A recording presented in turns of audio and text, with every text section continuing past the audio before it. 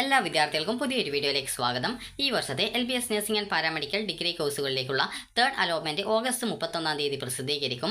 അപ്പോൾ വിദ്യാർത്ഥികൾ ചോദിക്കുന്ന പ്രധാനപ്പെട്ട സംശയമാണ് അഡ്മിഷൻ എപ്പോഴാണ്, അതുപോലെ ഏത് ഓപ്ഷനിലാണ് നിങ്ങൾ അഡ്മിഷൻ നേടേണ്ടത്, അതുപോലെ തന്നെ അലോട്ട്മെന്റ് മെമ്മോ എന്താണ്, അതുപോലെ അഡ്മിഷൻ ടൈമിൽ എത്ര രൂപ ഫീസ് അടക്കണം, എക്സ്ട്രാ വല്ല ഫീസ് ഉണ്ടാകുമോ, അതുപോലെ ഹോസ്റ്റൽ ഉണ്ടായിരിക്കുമോ എന്നുള്ളത് വിദ്യാർത്ഥികൾ ചോദിക്കുന്ന ഒരു പ്രധാനപ്പെട്ട സംശയമാണ്. അപ്പോൾ വിദ്യാർത്ഥികൾക്ക് അഡ്മിഷൻ ടൈമിൽ എത്ര രൂപ ഫീസ് അടക്കണം എന്നുള്ളത് നോക്കുന്നതിന് മുമ്പായിട്ട് വിദ്യാർത്ഥികൾക്കുള്ള അഡ്മിഷൻ ഡേറ്റ് എന്ന് പറയുന്നത് ഓഗസ്റ്റ് 31 മുതൽ സെപ്റ്റംബർ 6 വരെയാണ്. അപ്പോൾ ഈ ഒരു ഡേറ്റിനുള്ളിൽ നിങ്ങൾക്ക് ഫസ്റ്റ്, സെക്കൻഡ്, തേർഡ് അലോട്ട്മെൻറ്റുകളിൽ ഏത് ഓപ്ഷനാണ് ഏറ്റവും അവസാനമായിട്ട് ഏത് ഓപ്ഷനിലേക്കാണ് അലോട്ട്മെൻറ്റ് കിട്ടിയത്, ആ ഒരു ഓപ്ഷനിലാണ് നിങ്ങൾ അഡ്മിഷൻ നേടേണ്ടത്. അതായത് ഒരു വിദ്യാർത്ഥിക്ക് ഫസ്റ്റ് അലോട്ട്മെൻറ്റിലും കിട്ടി, സെക്കൻഡിലും കിട്ടി, തേർഡ് അലോട്ട്മെൻറ്റിലും അലോട്ട്മെൻറ്റ് കിട്ടിയെന്ന് കരുതുക. അപ്പോൾ അങ്ങനെയെങ്കിൽ ആ ഒരു വിദ്യാർത്ഥിക്ക് ലേറ്റസ്റ്റ് ആയിട്ട് കിട്ടിയിട്ടുള്ളത്, അതായത് തേർഡ് അലോട്ട്മെൻറ്റ് കിട്ടിയിട്ടുള്ള ആ ഒരു ഓപ്ഷനിൽ, അതായത് തേർഡ് അലോട്ട്മെൻറ്റിൽ ഏത് ഓപ്ഷനിലാണോ അലോട്ട്മെൻറ്റ് ലഭിച്ചിട്ടുണ്ടായിരുന്നത് അവിടെ ജോയിൻ ചെയ്യാം. അതേസമയം ഒരു വിദ്യാർത്ഥിക്ക് ഫസ്റ്റ് അലോട്ട്മെൻറ്റിൽ അലോട്ട്മെൻറ്റ് കിട്ടുകയും എന്നാൽ സെക്കൻഡ് അലോട്ട്മെൻറ്റ് വന്ന സമയത്ത് വേറെ ഒരു കോളേജിൽ കിട്ടി, തേർഡ് അലോട്ട്മെൻറ്റിൽ വേറെ എവിടെയും കിട്ടിയിട്ടില്ല, അതായത് സെക്കൻഡ് കിട്ടിയ കോളേജ് തന്നെയാണെങ്കിൽ അവിടെ ആ ഒരു സെക്കൻഡ് കിട്ടിയ കോളേജിലാണ് ജോയിൻ ചെയ്യേണ്ടത്. അതായത് നിങ്ങൾക്ക് ഏറ്റവും ലേറ്റസ്റ്റ് ആയിട്ട് എവിടെയാണോ അലോട്ട്മെൻറ്റ് കിട്ടിയത് അവിടെയാണ് നിങ്ങൾ അഡ്മിഷൻ നേടേണ്ടത്. ഇനി വിദ്യാർത്ഥികൾ ചോദിക്കുന്ന പ്രധാനപ്പെട്ട സംശയമാണ് എന്താണ് അലോട്ട്മെൻറ്റ് മെമ്മോ എന്ന് പറഞ്ഞാൽ. അപ്പോൾ അലോട്ട്മെൻറ്റ് മെമ്മോ കൊണ്ട് ഉദ്ദേശിക്കുന്നത് നിങ്ങൾക്ക് ഈ ഒരു തേർഡ് അലോട്ട്മെൻറ്റ് ശേഷമാണ് ഈ ഒരു അലോട്ട്മെൻറ്റ് മെമ്മോ കിട്ടുക. അപ്പോൾ നിങ്ങൾക്ക് ഇന്ന കോളേജിൽ ഇന്ന കോഴ്സിൽ അലോട്ട്മെൻറ്റ് കിട്ടി എന്നുള്ളതിൻ്റെ ഒരു തെളിവാണ് അലോട്ട്മെൻറ്റ് മെമ്മോ എന്ന് പറയുന്നത്.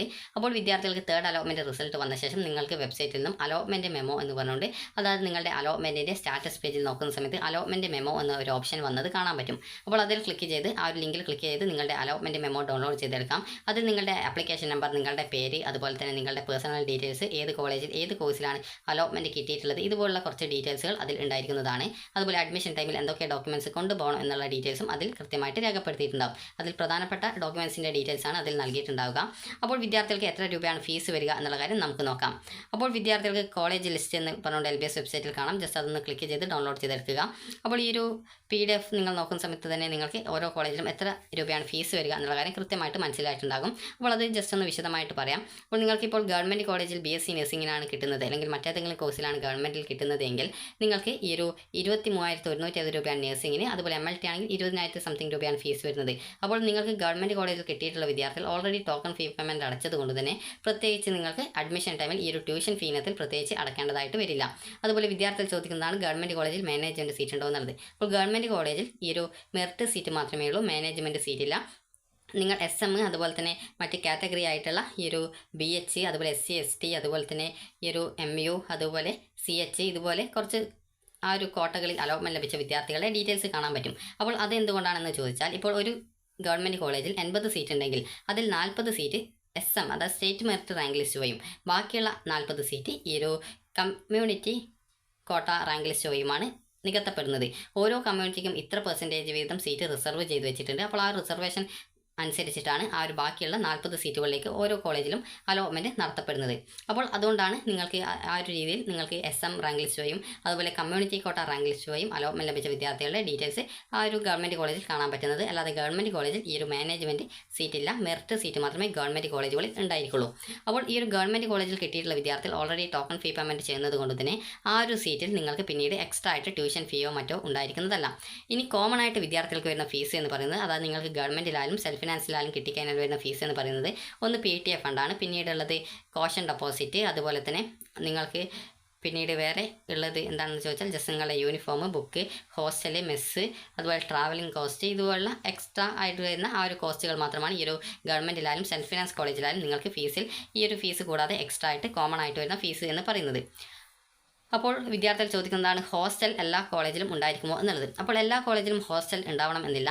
ചില കോളേജിൽ പെൺകുട്ടികൾക്ക് മാത്രമാണ് ഹോസ്റ്റൽ ഉണ്ടാവുക, എന്നാൽ ചില കോളേജിൽ ആർക്കും ഹോസ്റ്റൽ ഉണ്ടാവില്ല. അവർ ഈ ഒരു PG ആയിട്ട് എടുക്കേണ്ടി വരും. അതായത് ഈ ഒരു പേയിങ് ഗസ്റ്റ് ആയിട്ട് ഈ ഒരു കോളേജിന് പുറത്തുള്ള, അതായത് കോളേജിന് പുറത്തൊക്കെ ആ ഒരു രീതിയിൽ സംവിധാനം ഉണ്ടാകും, അതായത് പേയിങ് ഗസ്റ്റ് സംവിധാനം ഉണ്ടാകും. അതായത് നിങ്ങൾക്ക് ഈ ഒരു ഏകദേശം പ്രൈവറ്റ് ആയിട്ടുള്ള ഹോസ്റ്റൽ സൗകര്യങ്ങൾ ഉണ്ടാകും. അപ്പോൾ ആ ഒരു രീതിയിൽ നിങ്ങൾക്ക് ആ ഒരു സംവിധാനം ഉപയോഗപ്പെടുത്താവുന്നതാണ്. അപ്പോൾ നിങ്ങൾക്ക് ഏകദേശം ഈ ഒരു പേയിങ് ഗസ്റ്റ് ആയിട്ടൊക്കെ താമസിക്കാനായിട്ട് ഈ ഒരു 5,000 ആ ഒരു റേഞ്ചിലൊക്കെയാണ് ഫീസ് വരിക, അതായത് ആ ഒരു ചാർജ് വരിക. അപ്പോൾ നിങ്ങൾക്ക് അതുകൊണ്ട് തന്നെ 5,000-ഓളം രൂപയാണ് നിങ്ങൾക്ക് ഈ ഒരു രീതിയിൽ ഹോസ്റ്റൽ ഫീസ്, ആ ഒരു മെസ്സ്, ഇതൊക്കെ കൂടിയിട്ട് വരിക. ചിലപ്പോൾ മെസ്സിനായിട്ട് എക്സ്ട്രാ ഫീസ് വേറെ കൊടുക്കേണ്ടതായിട്ട് വരും. അപ്പോൾ ഇതൊക്കെ നിങ്ങൾ കൃത്യമായിട്ട് ഈ ഒരു അഡ്മിഷൻ നേടുന്ന സമയത്ത് ആ ഒരു മെസ്സും കാര്യങ്ങളും, അതുപോലെ തന്നെ ഹോസ്റ്റലിൻ്റെ സൗകര്യങ്ങളും കാര്യങ്ങളൊക്കെ നിങ്ങൾ കൃത്യമായിട്ട് ചോദിച്ച് മനസ്സിലാക്കേണ്ടതാണ്. അതുപോലെ തന്നെ വിദ്യാർത്ഥികൾക്ക് ഗവൺമെൻറ് ഗവൺമെൻറ് കോളേജിലെ ഹോസ്റ്റലാണ് കിട്ടുന്നതെങ്കിൽ നിങ്ങൾക്ക് ഏകദേശം ഒരു 2000 ആ ഒരു റേഞ്ചിൽ മാത്രമേ ആ ഒരു ഹോസ്റ്റൽ ഫീസ് വരുള്ളൂ. 2000 2500 ആ ഒരു റേഞ്ചിൽ മാത്രമാണ് ഈ ഒരു ഗവൺമെൻറ് കോളേജിലെ ഹോസ്റ്റലാണെങ്കിൽ ഫീസ് വരുള്ളൂ.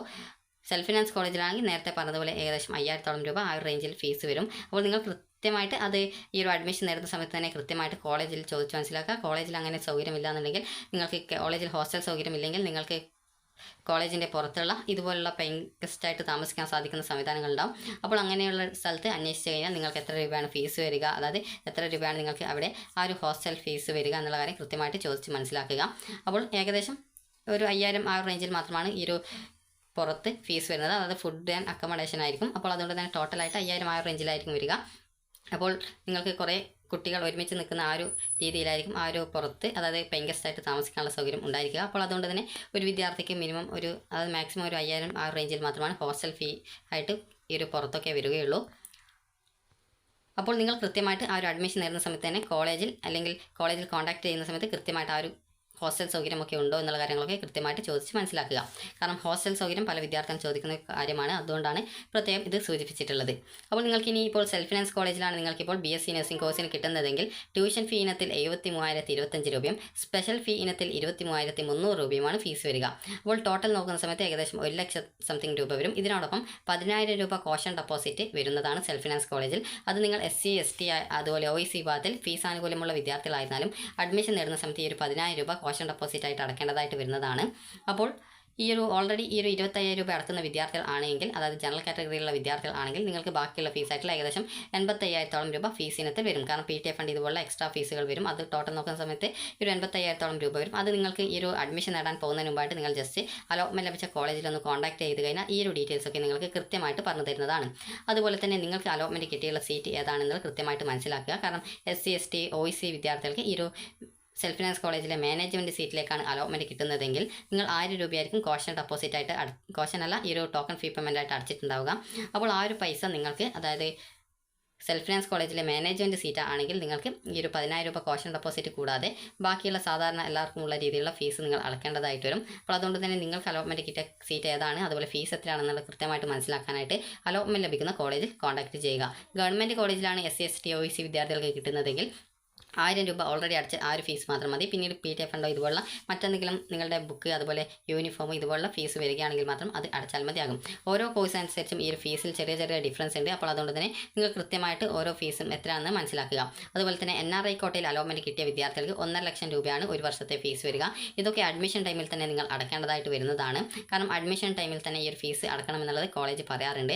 കാരണം പിന്നീട് ഗഡുക്കളായിട്ട് അടക്കാനുള്ള സൗകര്യം കോളേജിൽ നിന്ന് നൽകാറില്ല. അപ്പോൾ അതുകൊണ്ട് തന്നെ നിങ്ങൾ കൃത്യമായിട്ട് ആ ഒരു ഫീസ്, അതായത് അഡ്മിഷൻ നേടുന്ന സമയത്ത് തന്നെ ആദ്യ വർഷത്തെ ഫീസ് സെൽഫ് ഫിനാൻസ് കോളേജിൽ അടക്കേണ്ടതായിട്ട് വരുന്നതാണ്. അപ്പോൾ അതുകൊണ്ട് തന്നെ നിങ്ങൾ കൃത്യമായിട്ട് അലോട്ട്മെൻറ്റ് കിട്ടിക്കഴിഞ്ഞാൽ ജസ്റ്റ് നിങ്ങൾ കോളേജിൽ കോൺടാക്ട് ചെയ്യുക. ഇവിടെ ഒരു PDF കൃത്യമായിട്ട് ഓരോ കോളേജിൻ്റെയും നമ്പേഴ്സ് കൊടുത്തിട്ടുണ്ട്. അപ്പോൾ നിങ്ങൾക്ക് ഏത് കോഴ്സിലാണ് അലോട്ട്മെൻറ്റ് കിട്ടിയത് ആ ഒരു കോളേജിൽ കോൺടാക്ട് ചെയ്ത് ആ ഒരു കോഴ്സിൽ അഡ്മിഷൻ നേടാനായിട്ട് എത്ര രൂപ ഫീസ് വരും എന്നുള്ളത്, അതുപോലെ അഡ്മിഷൻ ടൈമിൽ എന്തൊക്കെ ഡോക്യുമെൻറ്റ്സ് കൊണ്ടുവരണം എന്നുള്ളത് കൃത്യമായിട്ട് ചോദിച്ച് മനസ്സിലാക്കുക.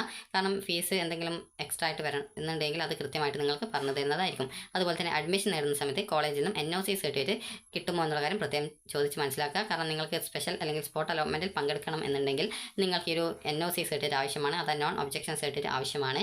നോൺ ഒബ്ജക്ഷൻ സർട്ടിഫിക്കറ്റ് കൊണ്ട് ഉദ്ദേശിക്കുന്നത് നിങ്ങൾ കോളേജിൽ നൽകിയുള്ള ഫീസ് അതുപോലെ തന്നെ നിങ്ങളുടെ സർട്ടിഫിക്കറ്റ്സ് എന്നിവ നിങ്ങൾക്ക് പുതുതായിട്ട് സ്പെഷ്യൽ സ്പോട്ട് അലോട്ട്മെൻറ്റിൽ എവിടെയെങ്കിലും കിട്ടുകയാണെങ്കിൽ അത് കോളേജ് തിരിച്ചു തരുമെന്ന് കോളേജ് നൽകുന്ന ഉറപ്പാണ് ഈ ഒരു NOC സർട്ടിഫിക്കറ്റ്, അതായത് നോൺ ഒബ്ജക്ഷൻ സർട്ടിഫിക്കറ്റ് എന്ന് പറയുന്നത്.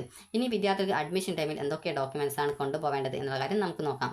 അപ്പോൾ വിദ്യാർത്ഥികൾ ശ്രദ്ധിക്കേണ്ട പ്രധാനപ്പെട്ട കാര്യം, ഈ ഒരു രീതിയിലാണ് റിസർവേഷൻ വരുന്നത്. അതായത് 50% സീറ്റ് സ്റ്റേറ്റ് മെറിറ്റ് സീറ്റിലേക്കും അതുപോലെ തന്നെ ബാക്കിയുള്ള 50% ഈ ഒരു EWS കാറ്റഗറിക്ക് 10% സീറ്റ്, SC/BCക്ക് 30%, 30% തന്നെ ഈ ഒരു രീതിയിൽ അതായത് ഡിവൈഡ് ചെയ്തിട്ടുണ്ട്. അടുത്തത് SC ST വിദ്യാർത്ഥികൾക്ക് 10% സീറ്റാണുള്ളത്. അപ്പോൾ ഈ ഒരു രീതിയിലാണ് അതായത് സീറ്റ് റിസർവ് ചെയ്ത് വെച്ചുള്ളത് ഗവൺമെൻറ് കോളേജിൽ. അതുപോലെ തന്നെ സെൽഫ് ഫിനാൻസ് കോളേജ് അതുപോലെ എയ്ഡഡ് കോളേജസ് ആണെങ്കിൽ, അതായത് ഗവൺമെൻറ് എയ്ഡഡ് എന്ന് പറഞ്ഞാൽ ഈ ഒരു സിമെറ്റ് CPAS ഇതുള്ളതാണ്. അപ്പോൾ അവിടെ സ്റ്റേറ്റ് മെറിറ്റ് സീറ്റ് എന്ന് പറയുന്നത് 60% സീറ്റിലേക്ക് സ്റ്റേറ്റ് മെറിറ്റ് കാറ്റഗറി വരും. അതുപോലെ തന്നെ ബാക്കിയുള്ള 30% സീറ്റ് ഈ ഒരു SC/BC വിഭാഗത്തിലുള്ള വിദ്യാർത്ഥികൾക്ക് വേണ്ടിയിട്ടും ആണ് റിസർവ് ചെയ്തിട്ടുള്ളത്. അതുപോലെ 10% സീറ്റ് ഈ ഒരു അതായത് SC ST വിദ്യാർത്ഥികൾക്ക് വേണ്ടിയിട്ടാണ് റിസർവ് ചെയ്തിട്ടുള്ളത്. അപ്പോൾ ഈ രീതിയിലാണ് സീറ്റ് റിസർവേഷൻ വന്നിട്ടുള്ളത്. ഇനി വിദ്യാർത്ഥികൾക്ക് ഈ ഒരു അഡ്മിഷനായിട്ട് വേണ്ട ഡോക്യുമെൻറ്റ്സ് എന്തൊക്കെയാണെന്ന് നോക്കാം. ഇനി വിദ്യാർത്ഥികൾ അഡ്മിഷനായിട്ട് പോകുന്ന സമയത്ത് എന്തൊക്കെ ഡോക്യുമെൻറ്റ്സ് ആണ് കൊണ്ടുപോകേണ്ടത് എന്നുള്ള കാര്യം നോക്കാം. ആദ്യം തന്നെ വേണ്ടത് നിങ്ങളുടെ ആപ്ലിക്കേഷൻ ഫോമിൻ്റെ പ്രിൻ്റ് ഔട്ട്, പിന്നീട് വേണ്ടത് അലോട്ട്മെൻറ്റ് മെമ്മോ. അത് നിങ്ങൾക്ക് അലോട്ട്മെൻറ്റ് തേർഡ് അലോട്ട്മെൻറ്റ് ശേഷമാണ് അലോട്ട്മെൻറ്റ് മെമ്മോ ലഭ്യമാവുക. പിന്നീട് നിങ്ങൾ ഓൺലൈനായിട്ട് ട്യൂഷൻ ഫീ പേയ്മെൻറ്റ്, അത് ടോക്കൺ ഫീ പേയ്മെൻറ്റ് ചെയ്തതിൻ്റെ റെസിപ്റ്റ് ആണ്. അടുത്ത് നിങ്ങളുടെ ഡേറ്റ് ഓഫ് ബർത്ത് തെളിയിക്കാനായിട്ടുള്ള സർട്ടിഫിക്കറ്റ്, SSLC സർട്ടിഫിക്കറ്റ് ഉപയോഗിക്കാം. അതുപോലെ തന്നെ ഒറിജിനൽ TC അതായത് ട്രാൻസ്ഫർ സർട്ടിഫിക്കറ്റ്, അതുപോലെ സ്വഭാവ സർട്ടിഫിക്കറ്റ്, 6 മാസ കാലാവധി കഴിയാത്തത്. അത് നിങ്ങൾക്ക് ഏറ്റവും അവസാനം നിങ്ങൾ ഡിഗ്രിയാണ് എന്താണ് പഠിച്ചത്, അത് +2 ആണെങ്കിൽ +2 എങ്കിൽ ആ ഒരു ലാസ്റ്റ് പഠിച്ച ആ സ്ഥാപനത്തിൽ നിന്ന് തന്നിട്ടുള്ള സ്വഭാവ സർട്ടിഫിക്കറ്റ് ആണ് വേണ്ടത്. 6 മാസത്തെ കാലാവധി കഴിഞ്ഞതാണെങ്കിൽ വിദ്യാർത്ഥികൾ തൊട്ടടുത്തുള്ള ഏതെങ്കിലും ഗവൺമെൻറ് ഹൈസ്കൂളിൽ പോയി കഴിഞ്ഞാൽ അല്ലെങ്കിൽ നിങ്ങൾ പഠിച്ച ആ ഒരു ഹൈസ്കൂളിൽ പോയി കഴിഞ്ഞാൽ അല്ലെങ്കിൽ നിങ്ങൾക്ക് ആ ഒരു സ്വഭാവ സർട്ടിഫിക്കറ്റ് തരുന്നതാണ്. അതുപോലെ തന്നെ നിങ്ങളുടെ +2ൻ്റെ മാർക്ക് ലിസ്റ്റ് അല്ലെങ്കിൽ ഇക്വലൻ്റ് മാർക്ക് ലിസ്റ്റ്, അതായത് +2 സർട്ടിഫിക്കറ്റ് ആണ്. അതുപോലെ തന്നെ നിങ്ങൾ CBSE, ICSE, ISC, അതുപോലെ തന്നെ ഡിഗ്രി, അതായത് ഏതെങ്കിലും യൂണിവേഴ്സിറ്റിയിൽ നിന്നുള്ള അംഗീകൃത യൂണിവേഴ്സിറ്റിയിൽ നിന്നുള്ള ഡിഗ്രി, അതുപോലെ തന്നെ നിങ്ങൾ വൊക്കേഷണൽ ഹയർ സെക്കൻഡറി ഇതിലേതെങ്കിലും ഒന്ന് പഠിച്ചവരാണെങ്കിൽ ഈ ഒരു എലിജിബിലിറ്റി സർട്ടിഫിക്കറ്റ് ആവശ്യമില്ല. കേരളത്തിന് പുറത്ത് പഠിച്ചവരാണ്, അതായത് കേരളത്തിന് പുറത്ത് ബോർഡുകളിൽ, അതായത് ഉദാഹരണത്തിന് നിങ്ങൾ തമിഴ്നാട്ടിലോ കർണാടകയിലോ ഒക്കെ പഠിച്ചവരാണെങ്കിൽ മാത്രമാണ്, അതായത് അവിടുത്തെ ബോർഡുകളിൽ പഠിച്ചവരാണെങ്കിൽ മാത്രമാണ് ഈ ഒരു രീതിയിൽ, അതായത് മറ്റ് സംസ്ഥാനങ്ങളിൽ പഠിച്ചവർ ആണെങ്കിൽ മാത്രമാണ് ഈ ഒരു എലിജിബിലിറ്റി സർട്ടിഫിക്കറ്റ് വേണ്ടത്. അതായത് ഏതെങ്കിലും ഒരു യൂണിവേഴ്സിറ്റിയിൽ പോയി കഴിഞ്ഞാൽ നിങ്ങൾക്ക് ആ ഒരു എലിജിബിലിറ്റി സർട്ടിഫിക്കറ്റ് ആവശ്യമെങ്കിൽ അത് നിങ്ങൾക്ക് തരുന്നതാണ്. അതിന് 100 രൂപയായിരിക്കും ഫീസ് ഉണ്ടാവുക. അതുപോലെ തന്നെ മൈഗ്രേഷൻ സർട്ടിഫിക്കറ്റ് ആണ്, അത് നിങ്ങൾക്ക് ഈ ഒരു അഡ്മിഷനായിട്ട് ആവശ്യമില്ല. അതായത് നിങ്ങൾക്ക് ഇപ്പോൾ മറ്റൊരു സംസ്ഥാനത്തുള്ള വിദ്യാർത്ഥി ഇപ്പോൾ കേരളത്തിൽ വന്ന് പഠിക്കുന്നുണ്ട്, അങ്ങനെയെങ്കിൽ അവർക്ക് മാത്രമാണ് ഈ ഒരു രീതിയിൽ മൈഗ്രേഷൻ സർട്ടിഫിക്കറ്റ് ആവശ്യം വരുന്നുള്ളൂ. അതായത് നിങ്ങളിപ്പോൾ കർണാടകത്തിലോ അല്ലെങ്കിൽ ആന്ധ്രയിലോ ഒക്കെ പോയിട്ട് അല്ലെങ്കിൽ തമിഴ്നാട്ടിലൊക്കെ പോയിട്ട് പഠിക്കുന്ന വിദ്യാർത്ഥിയാണെങ്കിൽ ഈ ഒരു രീതിയിൽ മൈഗ്രേഷൻ സർട്ടിഫിക്കറ്റ് ആവശ്യമായിട്ട് വരും. എന്നാൽ നിങ്ങൾക്ക് കേരളത്തിൽ തന്നെ പഠിക്കുന്ന ഒരു വിദ്യാർത്ഥി, അതായത് +2 ഒക്കെ കേരളത്തിൽ തന്നെയാണ് പഠിച്ചതെങ്കിൽ പ്രത്യേകിച്ച് മൈഗ്രേഷൻ സർട്ടിഫിക്കറ്റിൻ്റെ ആവശ്യം വരുന്നില്ല. അതുകൊണ്ടാണ് ഈ ആപ്ലിക്കബിൾ എന്ന് പറഞ്ഞുകൊണ്ട് കൊടുത്തിട്ടുള്ളത്. അടുത്തത് ഫിസിക്കൽ ഫിറ്റ്നസ് സർട്ടിഫിക്കറ്റ് ആണ്. അത് നിങ്ങൾക്ക് അതിൻ്റെ ഫോം ഈ ഒരു പ്രോസ്പെക്ടസിൽ കൊടുത്തിട്ടുണ്ട്. അത് ഏകദേശം 75ാമത്തെ പേജാണെന്നാണ് തോന്നുന്നത്. ജസ്റ്റ് നിങ്ങൾ ആ ഒരു പേജിൽ നിന്നും ആ ഒരു ഫിസിക്കൽ ഫിറ്റ്നസ് സർട്ടിഫിക്കറ്റ് ഡൗൺലോഡ് ചെയ്തെടുക്കുക. അതായത് ജസ്റ്റ് ആ ഒരു പേജ് മാത്രം പ്രിൻ്റ് ഔട്ട് എടുക്കുക. അതിൽ നിങ്ങളുടെ ഹൈറ്റ്, വെയിറ്റ്, ചെസ്റ്റ്, വിഷൻ എന്നിങ്ങനെയുള്ള ഡീറ്റെയിൽസാണ് രേഖപ്പെടുത്തിയിട്ടുണ്ടാവുക. അതുപോലെ തന്നെ അടുത്ത് ഹെപ്പറ്റൈറ്റിസ് ബിക്കെതിരെ എടുക്കുന്ന വാക്സിനേഷൻ സർട്ടിഫിക്കറ്റ് ആണ്. ഈ ഒരു സർട്ടിഫിക്കറ്റ് എന്ന് പറയുന്നത് നിങ്ങൾക്ക് ഈ ഒരു ഹെപ്പറ്റൈറ്റിസ് ബിക്കെതിരെ എടുക്കുന്ന വാക്സിനേഷൻ സർട്ടിഫിക്കറ്റ് ആണ്. കാരണം ഇതൊരു ഇതുപോലുള്ള സ്രവങ്ങളുമായി ബന്ധപ്പെട്ടുള്ള മേഖല ആയതുകൊണ്ടാണ്, അതുമായി ബന്ധപ്പെട്ടുള്ള രോഗങ്ങളൊന്നും വരാതിരിക്കാൻ വേണ്ടിയിട്ടുള്ള ഒരു പ്രതിരോധത്തിന് വേണ്ടിയിട്ടാണ് ഈ ഒരു ഹെപ്പറ്റൈറ്റിസ് ബിക്കെതിരെ എടുക്കുന്ന വാക്സിനേഷൻ എടുക്കുന്നത്. ഏകദേശം 3 ഡോസാണ് ഉണ്ടാവുക. അപ്പോൾ അതുകൊണ്ട് തന്നെ നിങ്ങൾക്ക് അഡ്മിഷൻ ടൈമിൽ തന്നെ ഈ ഒരു ഹെപ്പറ്റൈറ്റിസ് ബിക്കെതിരെ എടുക്കുന്ന വാക്സിനേഷൻ സർട്ടിഫിക്കറ്റിൻ്റെ ആവശ്യം വരുന്നില്ല. അത് പിന്നീട് നൽകിയാൽ മതിയാകും. അടുത്തത് ഇൻകം സർട്ടിഫിക്കറ്റ് ആണ്. അത് നിങ്ങൾ ഇൻകം സർട്ടിഫിക്കറ്റ് ഡീറ്റെയിൽസ്, അതായത് ഫീസ് ആനുകൂല്യങ്ങളൊക്കെ ഉള്ള വിദ്യാർത്ഥി അല്ലെങ്കിൽ സ്കോളർഷിപ്പിനൊക്കെ അപ്ലൈ ചെയ്യേണ്ടവരാണെങ്കിൽ ഇൻകം സർട്ടിഫിക്കറ്റ് അഡ്മിഷൻ ടൈമിൽ കൊടുക്കേണ്ടതാണ്. അടുത്തത് ഈ ഒരു അനക്സ്റ്റർ എന്ന് പറഞ്ഞുകൊണ്ട് കൊടുത്തിട്ടുണ്ട്. അപ്പോൾ അത് എന്ന് പറയുന്നത് നിങ്ങൾ റാഗിങ് ചെയ്യില്ല എന്ന് പറഞ്ഞുകൊണ്ടുള്ള ഒരു ഇതാണ്. അപ്പോൾ അതിൻ്റെ ഫോം ഇതിൽ പ്രോസ്പെക്ടസിൽ കൊടുത്തിട്ടുണ്ട്. അതായത് 14.2 എന്ന് സെർച്ച് ചെയ്ത് കൊടുത്തു കഴിഞ്ഞാൽ നിങ്ങൾക്ക് ഈ ഒരു പ്രോസ്പെക്ടസിൽ നിന്ന് ഒരു ഫോം കിട്ടും. അതിൽ 2 വിറ്റ്നസ് വേണം, അതായത് സാക്ഷി വേണം. സാക്ഷി നിങ്ങൾക്ക് ഏതെങ്കിലും സാക്ഷി ഒപ്പിട്ടാൽ മതി. അതുപോലെ തന്നെ നിങ്ങൾ ആരെയും റാഗ് ചെയ്യില്ല എന്ന് പറഞ്ഞുകൊണ്ട് നിങ്ങളുടെ രക്ഷിതാവ് നൽകുന്ന ഒരു, അതായത് ആൻറ്റി റാഗിങ് സർട്ടിഫിക്കറ്റ് ആണ്. അതായത് റാഗിങ് ചെയ്യില്ല എന്ന് പറഞ്ഞിട്ടുള്ള ഒരു സർട്ടിഫിക്കറ്റ് ആണത്. അതുപോലെ തന്നെ സർട്ടിഫിക്കറ്റ് അല്ല, ഒരു ഫോമാണ്, അത് ഫില്ല് ചെയ്ത് കൊടുത്താൽ മതി. അടുത്തതായിട്ടുള്ളത് any other document required to be produced by the head of institution. അതായത് നിങ്ങളോട് ഈ ഒരു അലോട്ട്മെൻറ്റ് കിട്ടി അഡ്മിഷൻ നേടാൻ പോകുന്നതിന് മുമ്പായിട്ട് കോളേജിൽ കോൺടാക്ട് ചെയ്യണമെന്ന് പറഞ്ഞു. അപ്പോൾ കോളേജിൽ നിന്നും നിങ്ങളോട് എന്തെങ്കിലും ഡോക്യുമെൻറ്റ്സ് കൊണ്ടുവരണമെന്ന് പറഞ്ഞിട്ടുണ്ടെങ്കിൽ അങ്ങനെ എന്തെങ്കിലും ഡോക്യുമെൻറ്റ്സ് ഉണ്ടെങ്കിൽ ആ ഒരു ഡോക്യുമെൻറ്റ് കൂടി കൊണ്ടുപോകുക.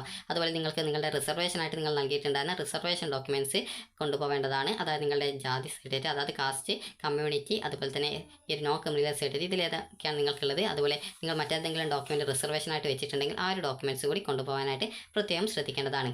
അടുത്തത് നിങ്ങൾക്ക് ഗവൺമെൻറ് നഴ്സിംഗ് കോളേജിലാണ് കിട്ടിയതെങ്കിൽ നിങ്ങൾക്ക് ഒരു ബോണ്ട് നൽകാനുണ്ട്. 200 രൂപയുടെ മുദ്രപത്രത്തിൽ നിങ്ങൾ, അതായത് ഏകദേശം ഒരു 2 പേജോളം ഉണ്ട്. അപ്പോൾ അതുകൊണ്ട് തന്നെ 100 രൂപയുടെ 2 മുദ്രപത്രം വാങ്ങിച്ച് അതിൽ പ്രിൻറ്റ് ചെയ്യുന്നതായിരിക്കും കൂടുതൽ നല്ലത്.